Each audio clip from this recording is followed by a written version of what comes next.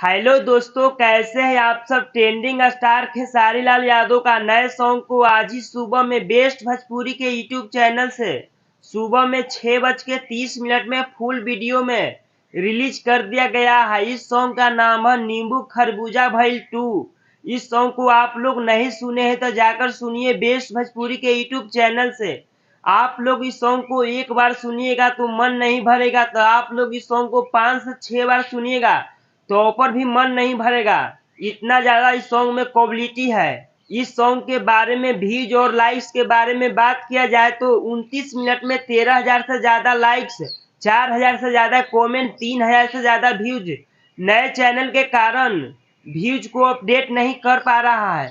इस सॉन्ग को लिखे हैं कृष्णा बेदर्दी, संगीत से सजाए हैं Arya Sharma, videographer Lucky Vishwakarma, actress Sapna Chauhan, singer trending star Khesari Lal Yadav काफी जबरदस्त और बवाल डांस किए इस सॉन्ग में।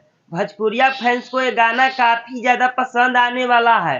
आप लोग इस सॉन्ग को नहीं सुने तो जाकर सुनिए बेस्ट भोजपुरी के यूट्यूब चैनल से। ये चैनल नए है।